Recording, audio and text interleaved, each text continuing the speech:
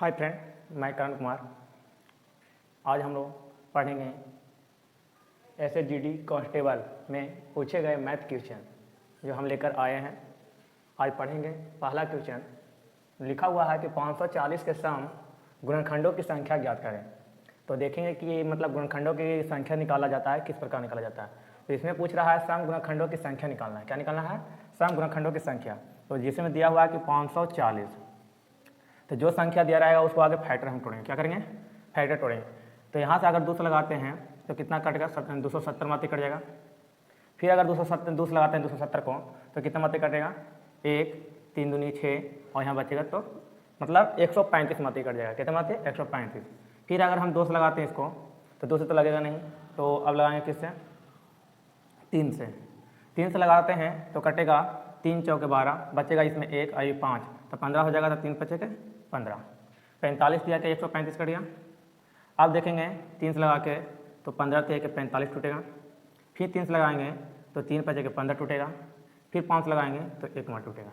जब इतना टूट जाए मतलब गुणनखंड इसका, तो इसको 540 को सरिया कर लिखना है जितना भी टूटा।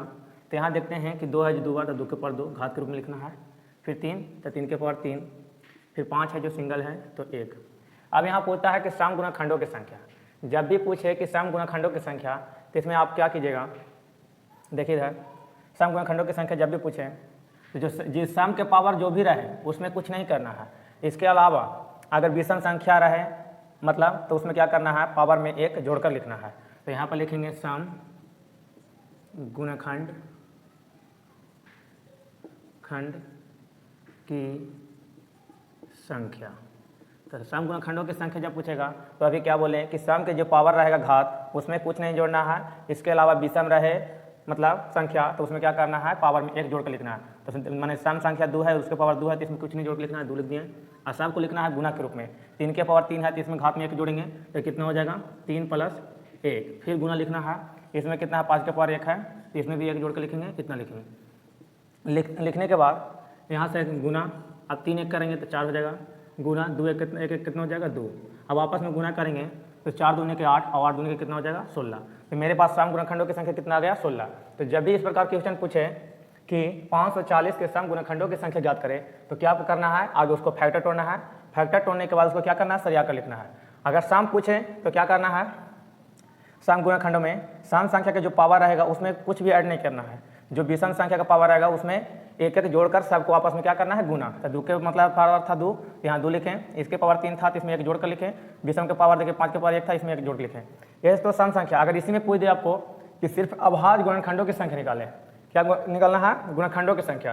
तो गुणनखंडों की संख्या अगर सिंपल सी बात बोले, न सम संख्या बोले न विषम संख्या बोले, तो गुणनखंड की संख्या कैसे निकालेंगे? तो गुणनखंडों की संख्या अगर आता है सिर्फ गुणनखंडों की संख्या निकालें। गुणनखंड की संख्या सिंपल से पूछता है, क्यों? ना सम संख्या ना विषम संख्या। तो क्या करना है? सब में पावर में 1 जोड़ कर लिखना था। तो 2 + 1 हो जाता गुना 3 + 1 गुना 1 + 1। इस प्रकार लिखते हैं और इसको सभी को गुना कर देते हैं। 2 1 3, 3 1 4 और 1 1 2। तो कितना हो जाएगा? 4 3 12 12 दूनी के 24। अगर मतलब इसका गुणनखंड पूछता है कि 540 के कितने गुणनखंड होंगे तो कितना होगा? 24। अगर बोलेगा सम गुणनखंडों की संख्या तो कितना होगा? 16। अगर बोलता है इसमें कि विषम संख्या गुणनखंडों की संख्या, विषम संख्या का गुणनखंड की संख्या पूछे तो क्या करना है? सम संख्या को इसमें छोड़ दिया जाता है। किसको छोड़ दिया जाता है? सिर्फ सम संख्या का जो घात रहेगा उसको छोड़ देना है। उसके अलावा जो भी बचे मतलब विषम संख्या उसके में जो पावर रहेगा उसमें 1 जोड़ जोड़ कर लिखना है। तो 3 + 1 गुना 1 + 1। तो इसमें कितना हो जाएगा? 3 1 4 गुना 1 1 2। तो कितना हो जाएगा? 4 दूनी के 8। इसमें विषम गुणनखंडों की संख्या जो होगा कितना होगा? 8 होगा। इस प्रकार आप कोई भी मतलब गुणनखंडों की संख्या पूछे तो आप निकाल सकते हैं। ठीक है, इस पर स्क्रीनशॉट ले लीजिए।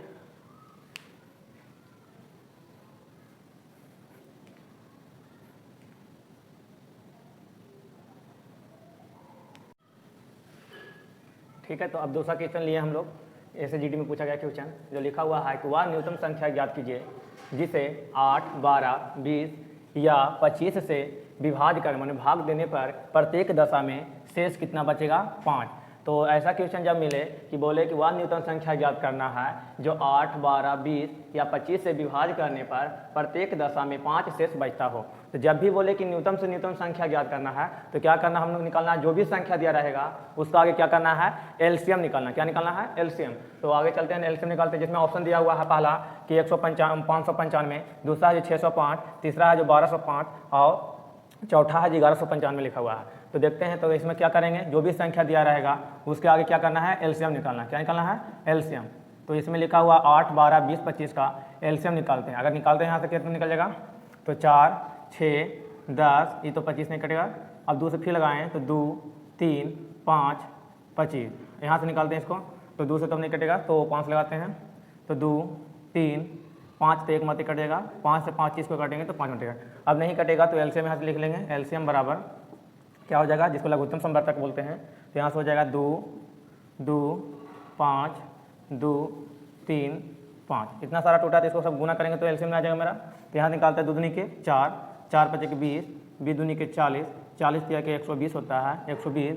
जब इसमें 5 से गुना करेंगे तो 0, 5 दूनी के 10, 5 से कितना आ जाएगा 600। तो एलसीएम इसका कितना आ गया, 600। जब एलसीएम से मतलब 600 आ गया, लेकिन यहाँ बोलता है कि वह न्यूनतम संख्या ज्ञात कीजिए जो इतना से विभाज्य करने पर हमको प्रत्येक दशा में 5 शेष बचता है। तो इसमें देखिए शेष दिया हुआ है, कितना बचता है, शेष दिया हुआ है जो 5 बचता है। तो 5 बचता है, इसलिए हम लिखेंगे, इसलिए अविशिष्ट संख्या बराबर क्या निकलना है, अविशिष्ट संख्या। वह संख्या क्या है, तो याद रखिएगा, जो मतलब प्रत्येक दशा में बोले कि 5 शेष बचता है, जिसके लिए अवशिष्ट संख्या फॉर्मूला लिखेगा एलसीएम और प्लस क्या होता है, शेष। क्या होता है, एलसीएम प्लस शेष। तो एलसीएम देखिए इसमें कितना है, मेरा आया 600 और प्लस शेष कितना इसका है, तो 5। अगर दोनों को ऐड करते हैं तो कितना आएगा, 605। तो याद रखिए कि वह न्यूनतम संख्या 605 जो 8, 12, 20 और 25 से अगर भाग देते हैं तो प्रत्येक दशा में हर समय मतलब कितना बचेगा, 605। अब यहाँ देखिए मतलब शेषफल बचेगा 5। अब देखिए तो यहाँ से देख लेते हैं कि बचता कि नहीं। तो 605 में अगर हम देते हैं आगे 8 से भागा, तो यहाँ क्या लगाएंगे, 8 7 के 56। तो यहाँ से कितना बचेगा हमको, 4, यहाँ से ही कट जाएगा। तो यहाँ से 5 उतारेंगे तो 8 बचे के क्या लगाएंगे, 40। तो देखिए 5 शेषफल बच रहा है, ठीक है। इसी प्रकार आप 12 से भी दीजिएगा तो 5 ही शेषफल बचेगा, 20 से अगर दीजिएगा तो 5 ही शेषफल बचेगा, 25 से भी दीजिएगा तो 5 ही शेषफल बचेगा। तो जब भी ऐसा इस प्रकार क्वेश्चन पूछे कि वह न्यूनतम संख्या ज्ञात कीजिए जिसे 8, 12, 20 या 25 से विभाज्य करने पर प्रत्येक दशा में 5 शेषफल बचता हो, क्या बताओ, 5 शेषफल। तो जो भी संख्या दिया रहे उसको क्या करना, आगे एलसीएम निकाल लेना है। मतलब आप जिस प्रकार भी निकाल सकते हैं, एलसीएम निकाल लेना है। निकालने के बाद जो शेषफल बचेगा उसको क्या करना है, जोड़ना है। तो इसलिए अवशिष्ट संख्या का फॉर्मूला होता है एलसीएम प्लस शेषफल। जो प्रत्येक दशा में शेषफल बच रहा है उसको जोड़ा जाता है। तो कितना जोड़ का आ गया, 605। इसलिए मेरा ऑप्शन नंबर क्या हो जाएगा, बी। क्या हो जाएगा मेरा आंसर, बी हो जाएगा। तो इस प्रकार आप कोई भी आप इस प्रकार का क्वेश्चन पूछे तो आप बना लीजिएगा। इसका स्क्रीनशॉट ले लीजिए थोड़ा।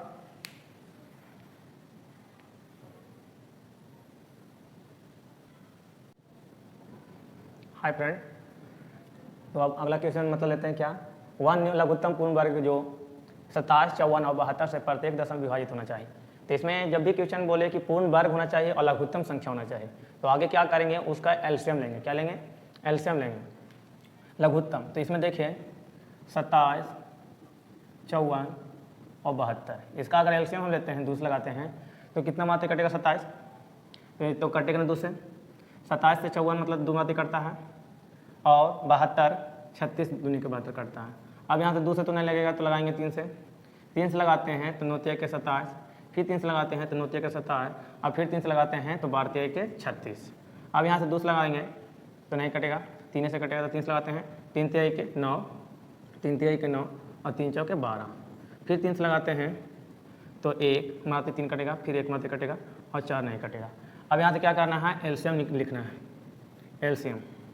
तो यहाँ से एलसीएम निकालेंगे, लिखेंगे तो एलसीएम ग्रुप में तो कितना हो जाएगा, 2, 3, 3, 3, 4। अगर इसको हम गुना करें, 6 तिहाई का 18, 18 तिहाई का 54, अब इसमें 4 से गुना करते हैं तो 4 चौके 16 और 5 चौके 20, 20 एक 21, कितना आ जाएगा, 216। ये तो एलसीएम आ गया 216।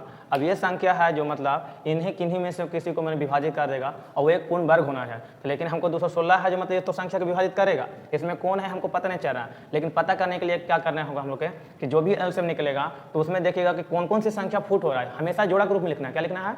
जोड़ा के रूप में। तो जोड़ा के रूप में लिखने के लिए पूर्ण वर्ग के लिए पूर्ण वर्ग संख्या के लिए क्या करना है। अब यहाँ देखिए 2 सिंगल है तो इसको एक अपना मन से 2 दे के जोड़ा बना लीजिए। एक जोड़ा हो गया।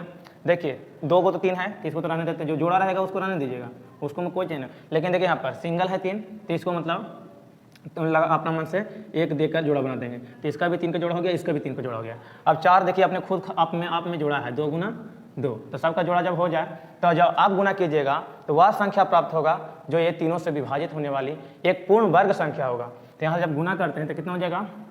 2 दूनी के 4, 4 तिया के 12, 12 तिया के 36, 36 तिया के 108, 108 में जब गुना कीजिएगा 3 दूनी 6 और 6 दूनी के 12 से फिर कितना आ जाएगा? 8 दूनी के 16, फिर यहाँ से 2, यहाँ से गुना करेंगे तो 8, फिर 0, फिर कितना आ जाएगा? 1। यहाँ से हो गया 6, 8 1 9, 2 और 1, कितना आ गया गुना करके? 1296 और 1296 आया। और मेरा यही वो संख्या है जो एक पूर्ण वर्ग संख्या है जो एलसीएम से भी कटेगा और 27 से भी कटेगा, 54 से भी कटेगा और 72 से भी कटेगा। तो आइए मतलब अगर देखिए तो 1296 है वो किसका वर्ग है? तो 36 का वर्ग है। किसका वर्ग है? 36 का वर्ग है। ठीक है, 36 का क्या है? वर्ग है। तो अभी जब भी इस प्रकार क्वेश्चन पूछे कि वह लघुत्तम पूर्ण वर्ग संख्या बताए जो 27, 54, 72 से प्रत्येक दशम विभाजित है, तो आगे क्या कीजिएगा आप कि उसका एलसीएम निकालिए। एलसीएम निकालने के बाद मतलब जो उसका एलसीएम आएगा, देखिए कि इतना एलसीएम है तो ये संख्या चाहे इससे मतलब विभाजित करके देख लीजिए कि वह कौन सा ऑप्शन कट रहा है, वो आंसर हो जाएगा। और नहीं तो क्या कीजिएगा, जो देखिएगा इसमें जो फुट हो रहा है, फुट संख्या, उसको हमेशा जोड़ा के रूप में लिखना है। तो देखिए 2 इसमें फुट हो रहा था, उसको जोड़ा के रूप में हम लिखें। 3 अपने आप में पहले से मतलब जोड़ा बना हुआ है, इसको रहने दिए। अब यहाँ से 3 एक है जो सिंगल है, इसको जोड़ा बनाने के लिए 3 और लिए। 4 देखिए जो मतलब 2 गुना 2 अपने आप में क्या है? जोड़ा के रूप में है। तो जब इतना हो जाए अब क्या करिएगा? सारी संख्या का गुना कीजिएगा। जब गुना कीजिएगा तो 1296 आएगा। और यह वह संख्या है जो एलसीएम से भी कटेगा, इससे भी कटेगा और 54 से भी कटेगा और 72 से भी कटेगा।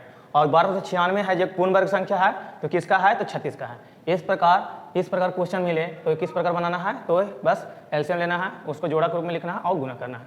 जो भी आएगा संख्या देख लीजिए इसमें क्या आया? 1296। तो मेरा आंसर क्या आ जाएगा? ऑप्शन नंबर पहला। ठीक है, तो इसको स्क्रीनशॉट ले लीजिए। नेक्स्ट क्वेश्चन अब आते हैं। इसमें बोल रहा कि 5 अंक के बाद सबसे छोटी संख्या कौन सी होनी चाहिए जिसे 3, 7, 13 और 37 से भाग देने पर शेषफल 2 बचता है। तो जब भी इस प्रकार के क्वेश्चन आए कि 5 अंकों की होनी चाहिए और सबसे छोटी संख्या होनी चाहिए, वो कौन सी है जिसे 3, 7, 13 और 37 से भाग देने पर शेषफल 2 बचता हो। तो सिंपल है इसका बनाने का नियम क्या है कि आगे जो भी संख्या दिया हुआ है उसका एलसीएम लीजिए। अगर एलसीएम लेते हैं 3, 7, 13, 37, तो वो संख्या अगर 3 से लगाते हैं इसमें तो सब विषम अभाज्य संख्या है तो 3 तो 3 से ही कटेगा, 7 उतर जाएगा 13, 37। अगर 7 से फिर लगाते हैं तो ये भी कट जाएगा, बचेगा 13, 37। फिर 13 से लगाते हैं तो इसमें भी 13 कट जाएगा एक माती और बचेगा क्या? 37। फिर 37 लगाते हैं इसको तो 1 बच जाएगा, 1 बच जाएगा, 1 बच जाएगा, 1 बच जाएगा। ठीक है, तो यहाँ सब क्या करेंगे? एलसीएम इसका लिखेंगे। क्या लिखेंगे? एलसीएम। तो यहाँ देखिए 3, 7, 13, 37 एलसीएम लेंगे तो कितना हो जाएगा? 7 या 21, 21 से गुना करना है 13 में तो 21 या 63 और कितना हो जाएगा? 21, 3, 7, 2। अब कितना से करना है? 37 से, तो 37 7 या 21 हो जाएगा, बाकत में 2, 7 7 के 49 हो जाएगा, 49 में 2 जोड़ेंगे तो 51, बाकत में 5। अब 7 से गुना करेंगे 2 में तो 7 दूनी के 14 और 14 5 कितना हो जाएगा? 19। कितना हो जाएगा? 14 5 19। अब 3 से गुना करेंगे तो 3 तिहाई के 9, फिर 7 तिहाई के 21, बाकत में 2, 3 दूनी के 6 और 6 2 कितना हो जाएगा? 8। अब यहाँ से जोड़ेंगे तो 1, 9 1 10, 9 1 10 1 11, 8 1 9 1 10। तो देखिए ये संख्या है जो 5 अंकों की आ गई। एलसीएम ही इसका खुद आ गया कितना अंकों का? 5 अंकों का। देखिए यहाँ सबसे छोटी संख्या कितना आ गया? 1 0 1 0 1। इसका एलसीएम कितना आ गया? 1 0 1 0 1। जब भी संख्या बोले कि बस 5 अंकों की सबसे छोटी संख्या जो इतना से भाग देने पर मतलब हमेशा 2 शेषफल बचता है। अब देखिए कि संख्या सब सारी संख्या है जो क्या है? एक प्रकार के मतलब अभाज्य से मतलब संख्या भी है, तो अभाज्य संख्या जब भी रहे और शेषफल मतलब हर देश मतलब बच रहा है 2, तो इसको किस प्रकार निकालना है, तो यहाँ लिखिएगा अभिशिष्ट संख्या, अभिशिष्ट संख्या बराबर क्या होता है फॉर्मूला, एलसीएम प्लस शेष। तो इसमें देखिए एलसीएम है जो 10,101 और प्लस शेषफल कितना मेरा बच रहा है हमेशा दशा में 2, इसको जोड़ देना इसमें, तो कितना हो जाएगा, जुड़ जाएगा तो 10103। तो ये संख्या वो जो आया जो 5 अंकों की भी है और सबसे छोटी संख्या है, 5 अंकों की है, सबसे छोटी संख्या है, जो 3, 7, 13 और 37 से भाग दे दीजिएगा तो हमेशा 2 शेषफल बचेगा। तो इसको क्या करना है, सीधे एलसीएम निकालना है। एलसीएम निकालने के बाद अवशिष्ट संख्या का फॉर्मूला लिखिएगा एलसीएम प्लस शेष, क्या लिखिएगा, एलसीएम प्लस शेष। बस इसका स्क्रीनशॉट लीजिए। अब अगला नेक्स्ट क्वेश्चन बताते हैं।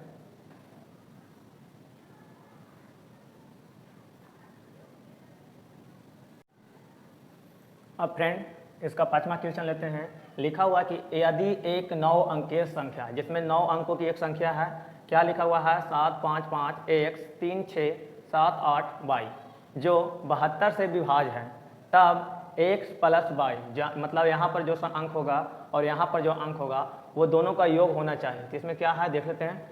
तो पहला मतलब लिखते हैं कि जब भी ऐसा क्वेश्चन आए तो आप बोलेगा कि 72 से या किसी से विभाज्य है, तो आगे वो संख्या के लिख लीजिए जो लिखा हुआ है। तो लिखा हुआ कि आप 7, 5, 5, x 3, 6, 7, 8 और क्या है y।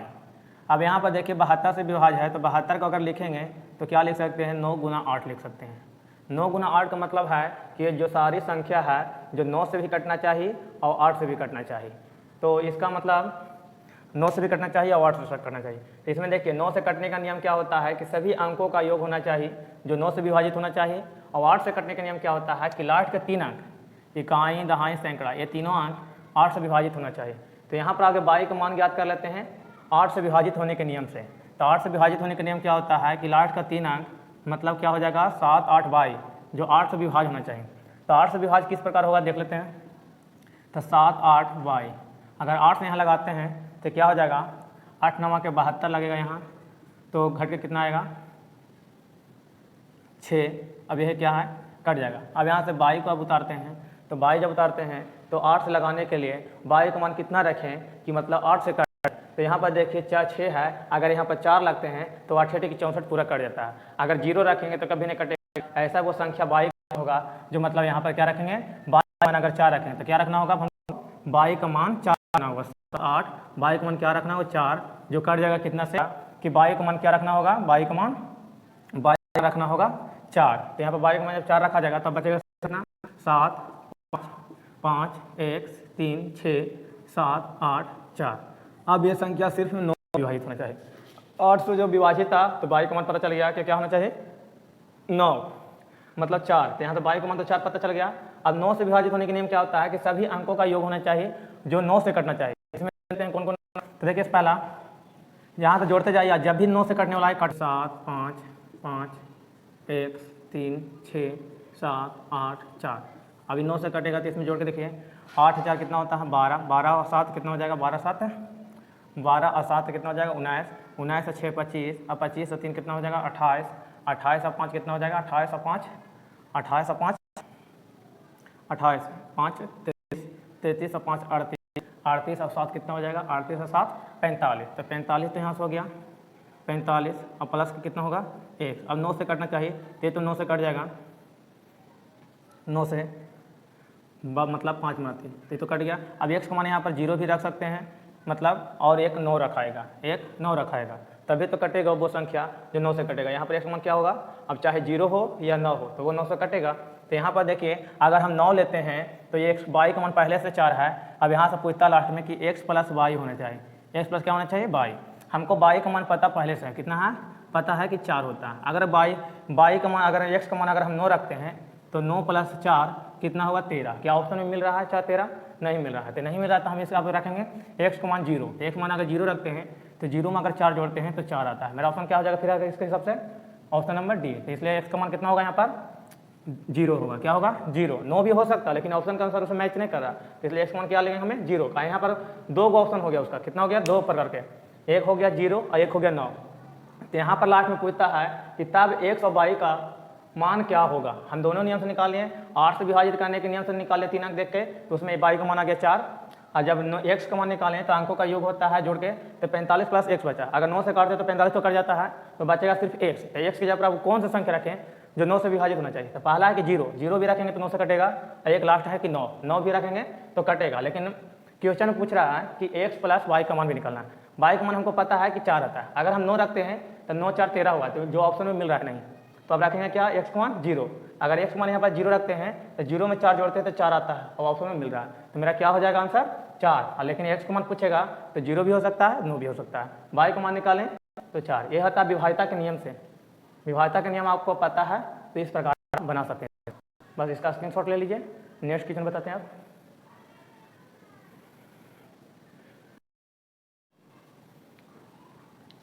अब फ्रेंड इसका मतलब छठा क्वेश्चन लिए हैं। छठा क्वेश्चन क्या है इसमें कि 8 गुना 81 गुना 125 के धनात्मक भाजक की संख्या क्या होगा।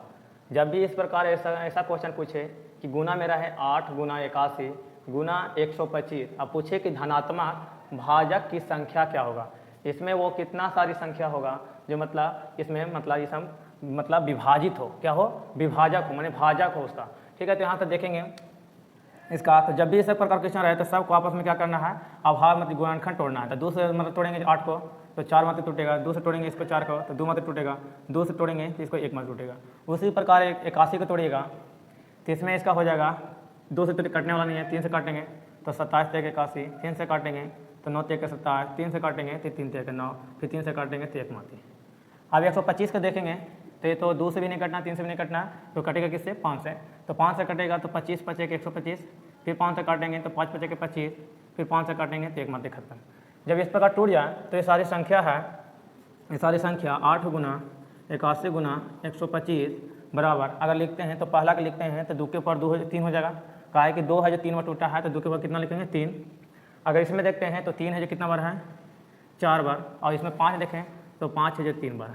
अब इसमें बोलता है कि धनात्मक भाजकों की संख्या निकालें, तो यहाँ पर लिखेंगे इसलिए धनात्मक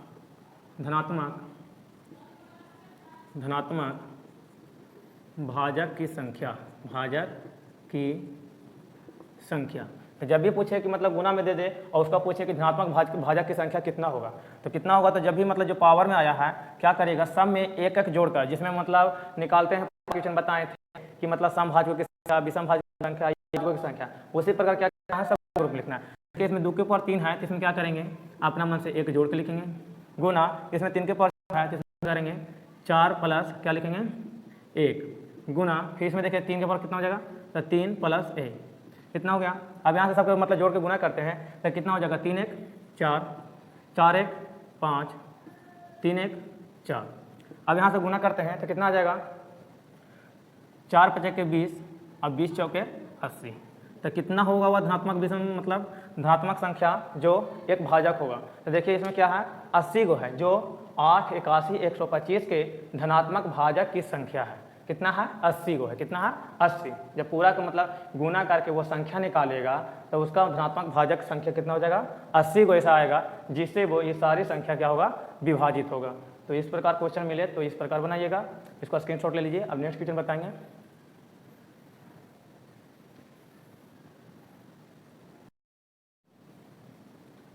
आप देखते हैं फ्रेंड क्वेश्चन नंबर 7वां, जिसमें क्या लिखा हुआ है कि 1/2 3/4 5/6 7/8 और 9/10 का HCF निकालना है। संख्या है जो भिन्न के रूप में है, और जब भी भिन्न वाली संख्या को आपको HCF निकालना बोले तो क्या करना होगा, सारी संख्या को लिख लीजिए। आगे क्या करना है, सारी संख्या को लिख लीजिए। तो पहला है जो 1/2 3/4 5/6 और 7/8 और 9/10। क्या संख्या दिया है, 5 संख्या है जो सभी है जो भिन्न की संख्या। जब भी भिन्न संख्या निकाला और उसको पूछे HCF तो लिखिएगा भिन्न का HCF बराबर। तो याद रखिए कि जब भी भिन्न का HCF पूछे तो इसमें क्या होता है, अंश बटा हर अंश बटा हर अंश बटा हर अंश बटा हर अंश बटा हर के रूप में। तो जितना सारी संख्या अंश में रहेगा उसको निकालना है HCF, और जितना सारी हर के रूप में रहेगा उसको क्या निकालना है, LCM। फार्मूला ही होता है इसमें अंशों का HCF और हरों का एलसीएम।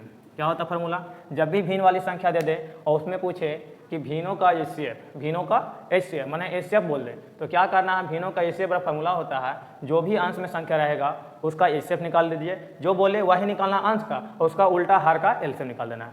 तो बस यहाँ से देखिए संख्या कितना है, तो ऊपर अंश में देखते तो संख्या 1, 3, 5, 7, 9। अब यहाँ देखें नीचे, तो हरों का एलसीएम के लिए हर में कितना है संख्या? तो 2, 4, 6, 8, 10। अब यहाँ देखिए, अगर अंशों का एचसीएफ निकालें तो एचसीएफ का मतलब क्या होता है कि वह बड़ी से बड़ी संख्या जो दी हुई संख्या को विभाजित करे।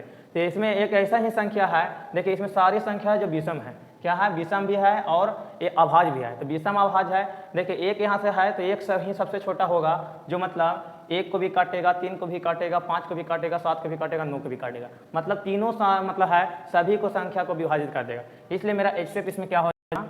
1। क्या हो जाएगा? 1। अब एलसीएम की बात आई तो एलसीएम में नीचे दिया हुआ है 2, 4, 6, 8, 10। तो एलसीएम निकालने के नियम क्या है कि एलसीएम बराबर क्या हो जाएगा? इसमें देखिए वो सारी संख्या जो सबसे बड़ी है आगे उठा लीजिए, तो 10, तो 10 में क्या है? 5, 2।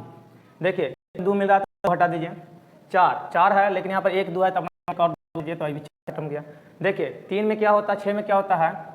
3, 2 होता है, 2 तो यहाँ लेकिन 3 है तो 3 से गुना करें, ये भी अब खत्म हो गया।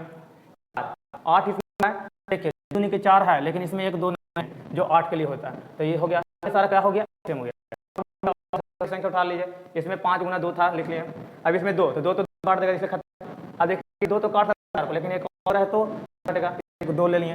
ये देखिए इसमें था 2 काट दिया लेकिन 3 नहीं काटेगा, इसलिए 3 को रखे तो 3 दूनी 6 कटेगा। अब 8 काटने के लिए इसमें 2 को 8 मतलब 3 को 2 रखना चाहिए, तो 1, 2, 3 इस प्रकार निकल। अब इसको गुना करेंगे तो हो जाएगा 10, 10 दूनी 20, 8 दूनी के कैल्शियम कितना मेरा 120। तो एन का सिर्फ कितना आएगा? 1/120, जो मेरा ऑप्शन क्या मिल रहा है? Option D. तो जब भी इस प्रकार क्वेश्चन बोले भिन्न दिया हुआ संख्या आए और पूछे एचसीएफ निकालना, क्या निकालना? एचसीएफ। तो एचसीएफ निकालने के लिए नियम क्या होता है कि सारी संख्या को लिख लीजिए।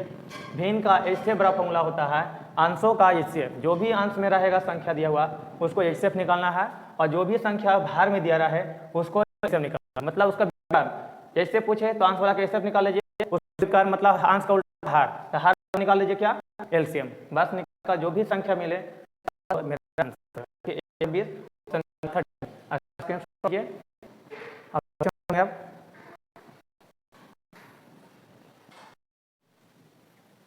अब क्वेश्चन लिए हैं 8वां। इसमें लिखा हुआ है यदि 3 धनात्मक संख्याएं का अनुपात में दिया हुआ है, संख्या जो अनुपात में दिया हुआ है, अनुपात में दिया हुआ और उसका एलसीएम दिया हुआ है, और हम तीनों संख्याओं का एलसीएम निकालना है। जब इस प्रकार के क्या करना है? जो भी अनुपात दिया हुआ संख्या उसको लिखना है। तो लिखना है तो अनुपात वाली संख्या कितना है?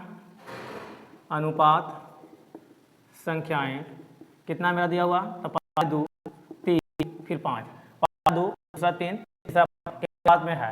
अगर यहाँ से अगर हम एचसीएफ बोले तो हम एचसीएफ को मान लेते हैं 1, जब भी मान लिया 1 मान लीजिए, क्या मान लीजिएगा? 1।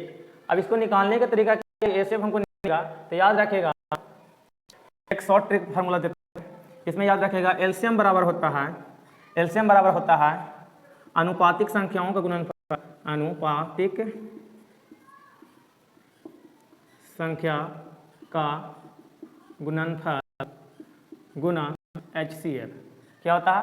अनुपातिक संख्याओं का गुणनफल गुना एचसीएफ।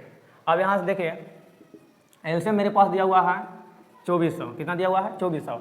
अनुपातिक संख्या का गुणनफल जो अनुपात में सब दिया हुआ है, सीधे इसको गुणा करते हैं, तो 2, 3, 5 गुना मेरे पास इतना, इससे अगर तो कितना हो जाएगा? 6 और 6 बचे के कितना? 30। अगर 30 से इसको काटते हैं 80 कटेगा, कितना? 80 में आती, तो मेरा x का मान कितना आ गया? 80 आ गया। कितना आ गया? 80। x हम किसको माने थे? h को माने थे। प्रकार आप बना सकते हैं इसको शॉर्ट तरीका से। क्या होगा? L बराबर अनुपातिक संख्याओं का गुणनफल गुना एचसीएफ। क्या लिखेगा? अनुपातिक संख्याओं का गुणनफल गुना एचसीएफ। बस इतना सारा बनाना है, वो आंसर आपको आ जाएगा। तो ऑप्शन में देखिए क्या मिल रहा है इसका, और भी मिल रहा है। ऐसे लॉन्ग तरीका से भी बना सकते थे आगे। इन सारी संख्याओं को एलसीएम मतलब गुना करते तो संख्या निकालता 2x, 3x, 5x कर बना सकते थे। लेकिन शॉर्ट ट्रिक का क्या लिखेगा, एलसीएम बराबर अनुपातिक संख्याओं का गुणनफल गुना HCF बराबर क्या होता है, तो एलसीएम रख दीजिए, तीनों सारी संख्याओं को गुना के रूप में लिखिए और x गुना x, इसका स्क्रीनशॉट लीजिए।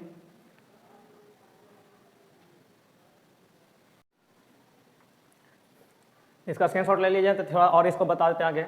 अब यहाँ से x मान हमें जो 80 आ गया, हम इसको x बराबर ऐसे माने थे, तो यहाँ से ही तो पता चल गया, लेकिन और इसका आगे प्रोसेस बढ़ाते हैं। अगर पहला संख्या देखो तो संख्या भाई याद रखिएगा, संख्या क्या होता है, ये तो साइड में लिखते हैं, संख्या जो क्या होता है, संख्या बराबर होता है अनुपातिक संख्या गुना HCF, अनुपातिक संख्या गुना HCF। अगर पहला संख्या की बात करें तो 2x हो जाएगा, अगर दूसरा संख्या की बात करें तो 3x हो जाएगा, अगर चौथा संख्या की बात करें तो कितना हो जाएगा, 5x हो जाएगा। अगर यहाँ देखिए, अगर x का मान तीनों में रखते हैं तो पहला संख्या कितना हो जाएगा 160, दूसरा संख्या रखें तो 8 के 24 माने 240, अगर तीसरा संख्या के लिखें तो 8 बजे के 40 मतलब 400।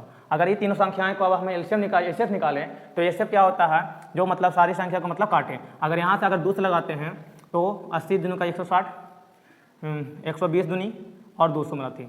अगर फिर 2 लगाते हैं तो 40, 60, 100। अगर 2 से फिर लगाते हैं तो 20 दूनी 40, 30 से 60, 50। अभी भी 2 से कट रहा है तो 10, 15 और कितना 25। अब देखिए इसमें 2 से नहीं कट रहा है, 3 से कट रहा है, लेकिन 5 से 3 कर रहा है। इसमें एचसीएफ निकालने की इस विधि से क्या होता है कि तीनों को डिवाइड होना चाहिए, अगर नहीं हो तो भाई वहीं तक एंड कर सभी संख्या गुना कर दीजिए, वो एचसीएफ आ जाएगा। अब यहाँ से 5 अगर इसको भागा दें तो 2, 3, अब यहाँ से 5। इसमें देखिए ये एक 2 से कटने वाला गया, अब 3 से कटने वाला 5 से कटे, सब अलग अलग हो गया, कोई भी नहीं कट रहा।